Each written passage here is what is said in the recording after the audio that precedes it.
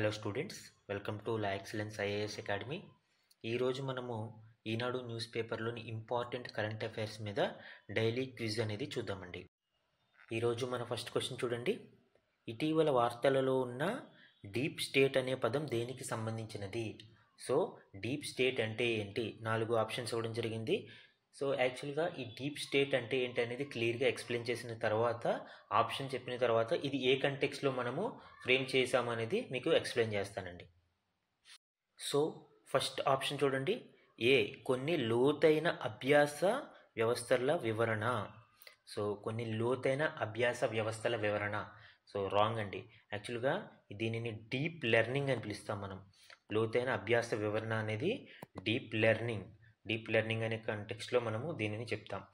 అలాగే సెకండ్ అంటే B option చూడండి, ఒక దేశం యొక్క ఎన్నుకోబడిన నాయకత్వంతో సంబంధం లేకుండా స్వతంత్రంగా పనిచేసే ఒక రహస్య నెట్వర్క్. యాక్చువల్గా డీప్ స్టేట్ అంటే దీని అర్థం ఇదేనండి.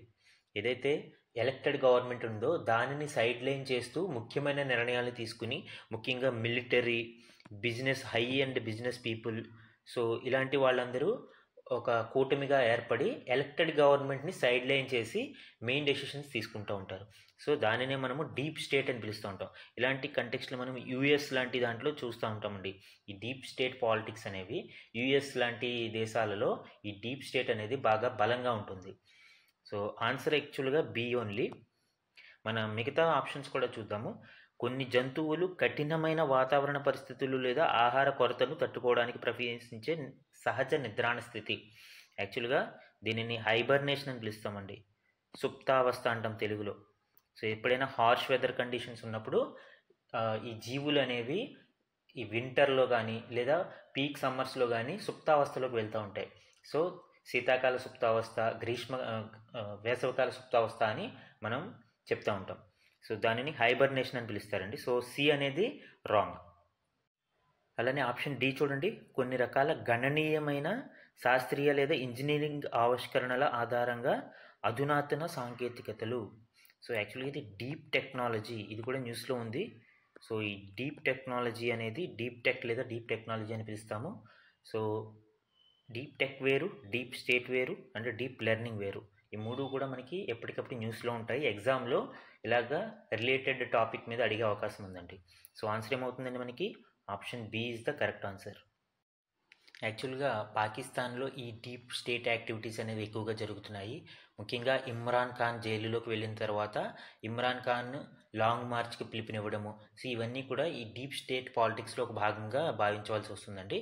అండ్ ఇది భారతదేశానికి ఏమాత్రమూ మంచి విషయం కాదు. అలానే బంగ్లాదేశ్లో ఇటీవలి పరిణామాలు, ముఖ్యంగా షేక్ హసీనాని గద్దె దింపడము, ఇవన్నీ కూడా డీప్ స్టేట్ పాలిటిక్స్లో భాగంగా మనం చెప్పుకోవచ్చండి. సో ఆ కంటెక్స్లో మనము ఈరోజు న్యూస్ పేపర్లో ఉన్న ఆర్టికల్ని బేస్ చేసుకుని ఈ పదాన్ని ఇవ్వడం జరిగింది. మన సెకండ్ క్వశ్చన్ చూడండి, ఈ క్రింది ప్రకటనలను పరిగణించండి. సో యాక్చువల్గా ఎన్ఎస్ఏఎల్ మరియు ఇన్స్పేస్ గురించి ఇక్కడ మనము స్టేట్మెంట్స్ ఫ్రేమ్ చేయడం జరిగిందండి. అండ్ ఇస్రో చైర్మన్ అంకుర సంస్థలు అంతరిక్ష రంగంలోకి ముందుకు రావాలి అని ఈరోజు స్టేట్మెంట్ ఇవ్వడం జరిగింది. ఆ కంటెక్స్లో మనము ఈ క్వశ్చన్ని ఫ్రేమ్ చేసామండి.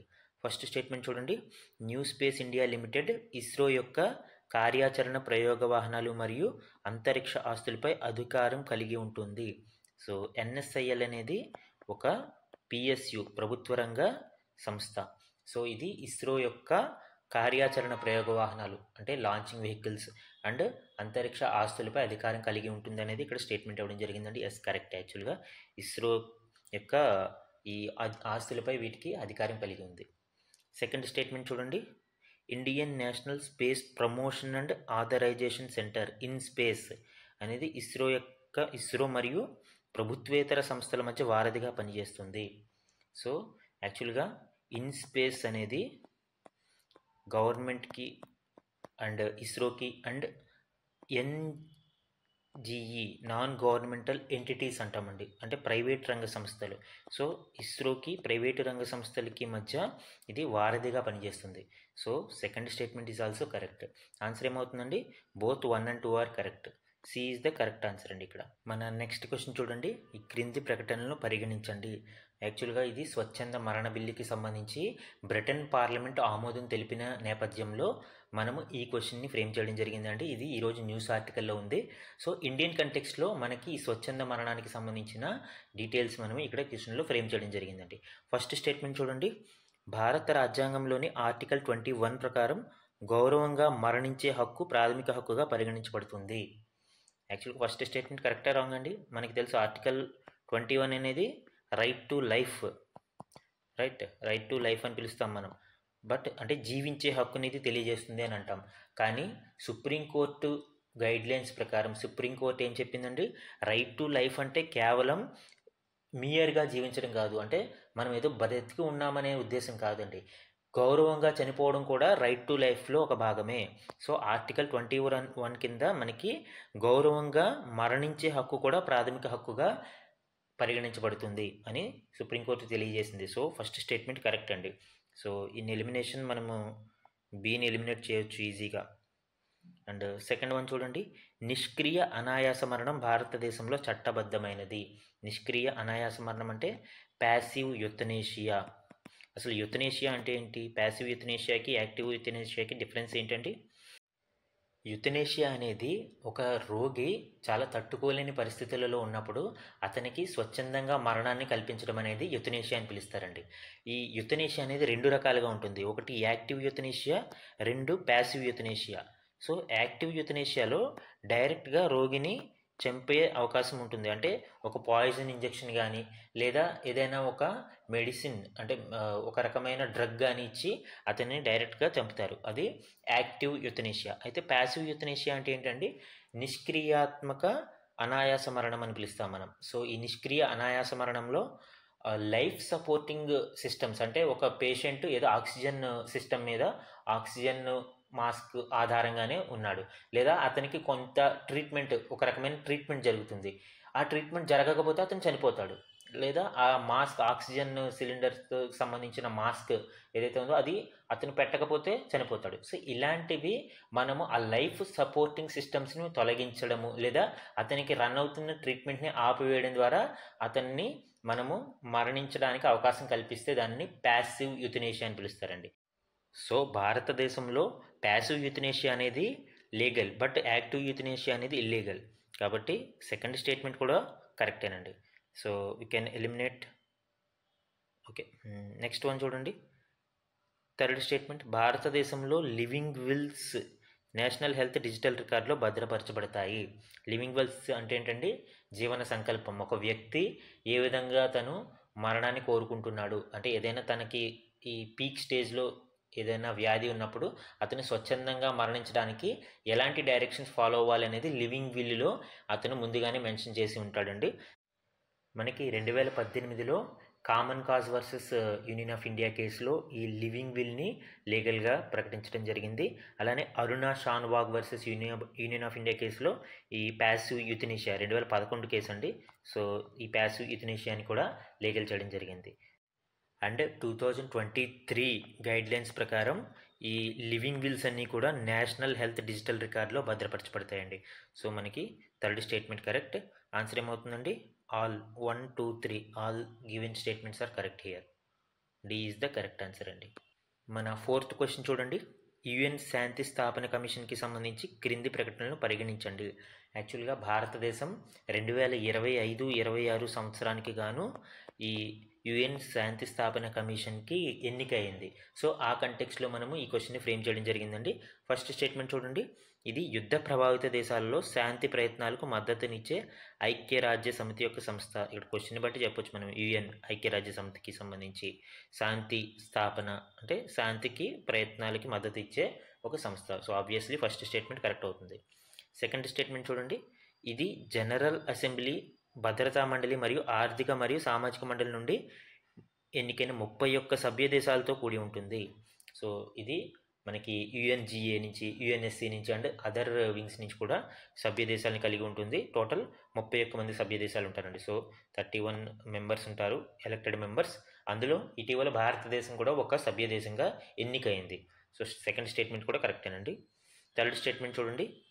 మొట్టమొదటిసారిగా యుఎన్ శాంతి స్థాపన కమిషన్కి భారతదేశం ఇటీవల ఎన్నికైంది. సో థర్డ్ స్టేట్మెంట్లో ఇటీవల ఎన్నికైంది కరెక్ట్, బట్ మొట్టమొదటిసారిగా అనేది రాంగ్. ఎందుకంటే భారతదేశం ఇది వరకు కూడా ఈ కమిషన్కి ఎన్నిక కావడం జరిగింది. And third statement obviously wrong అవుతుంది. ఎక్కడైతే థర్డ్ రాంగ్ ఉందో మనం we can eliminate easily. Answer ఏమవుతుందండి? ఏ 1 and 2 ఓన్లీ. ఈరోజు మన లాస్ట్ క్వశ్చన్ చూడండి. ఇటీవల ఆంధ్రప్రదేశ్ ప్రభుత్వం ప్రతిపాదించిన స్వర్ణాంధ్ర @2047 దార్శనిక పత్రంలో ఈ క్రింది ఏ సూత్రాలు భాగంగా లేవు? అంటే ఇటీవల ఆంధ్రప్రదేశ్ ప్రభుత్వం విజన్ డాక్యుమెంట్ స్వర్ణాంధ్ర @2047కి సంబంధించి విజన్ డాక్యుమెంట్ అనేది విడుదల చేయడం జరిగిందండి. ఆ డాక్యుమెంట్లో ఈ క్రింది వాటిలో ఏవేమి భాగంగా ఉండవు, అంటే నాట్ ఏ పార్ట్ అనేది ఇక్కడ క్వశ్చన్ అడగడం జరిగింది. So not part of the document అనేది ఇక్కడ మనము అబ్జర్వ్ చేయాల్సిన క్వశ్చన్. ఫస్ట్ ఆప్షన్ ఏ చూడండి. వాతావరణం మొదట ప్రాధాన్యతగా అభివృద్ధి విధానం, అంటే మనము ఎన్విరాన్మెంటల్ ఫ్రెండ్లీగా బోత్ ఎన్విరాన్మెంట్ని మరియు డెవలప్మెంట్ని బ్యాలెన్స్ చేసుకోవడం అనేది ఒక భాగం అనేది ఇక్కడ చూస్తున్నారు. ఇది ఒక సూత్రం అండ్ యాక్చువల్గా ఏ కరెక్ట్ అండి. సెకండ్ వన్ చూడండి. సుస్థిర ప్రభుత్వము మరియు డిజిటల్ సుపరిపాలన, అంటే ఏ అనేది part of the document. So B చూడండి. సుస్థిర ప్రభుత్వము మరియు డిజిటల్ సుపరిపాలన, ఓకే, సస్టైనబుల్ గవర్నమెంట్. ఎప్పుడు కూడా మనము సుస్థిర ప్రభుత్వం అంటే ఒక వెల్ ఎస్టాబ్లిష్డ్ గవర్నెన్స్ని, ఎస్పెషల్లీ డిజిటల్ ఎరాలో ఈ సుపరిపాలనని, గుడ్ గవర్నెన్స్ని అందించేదానిని ఒక ఈ భాగంగా 2047 డాక్యుమెంట్లో భాగంగా ప్రకటించడం జరిగింది. సో బి కూడా part of the document. C చూడండి. స్థిరమైన వృద్ధితో కూడిన ఆర్థిక వ్యవస్థ మరియు ఆర్థిక విధానం. సో గ్రోత్ రేట్ అనేది ఒక ఎస్టాబ్లిష్డ్ గ్రోత్ రేట్ అని ఉండాలి, ఒక స్థిరమైన గ్రోత్ రేట్ అని ఉండాలి, ఆర్థిక వ్యవస్థ కూడా ఒక బలమైన ఆర్థిక వ్యవస్థ ఉండాలి అనేది ఈ 2047 డాక్యుమెంట్లో ఒక భాగం. సో 3 కూడా ఒక భాగం. కానీ ఇక్కడ ఏం అడిగాడు? నాట్ పార్ట్ అని అడిగాడు. సో డి చూడండి. పై సూత్రాలన్నీ దార్శనిక పత్రంలో భాగమే. సో ఆల్ మనకి ఇచ్చిన 3 స్టేట్మెంట్లు కూడా ఈ 2047 విజన్ డాక్యుమెంట్లో ఒక భాగంగా ఉన్నాయి కాబట్టి ఆన్సర్ ఏమవుతుందంటే D is the correct answer. Actually ఈ స్వర్ణాంధ్ర @2047 అనేది 2047 నాటికి భారతదేశంలో ఆంధ్రప్రదేశ్ని అగ్ర రాష్ట్రంగా నెంబర్ 1 స్టేట్గా నిలపడానికి ఒక రూట్ మ్యాప్ లాగా దీనిని ప్రిపేర్ చేయడం జరిగిందండి. సో ఇవి ఈరోజు ఈనాడు న్యూస్ పేపర్లోని మనకి ఇంపార్టెంట్ కరెంట్ అఫైర్స్ మీద డైలీ క్విజ్ క్వశ్చన్స్ అండి. Thank you very much. Thank you for watching.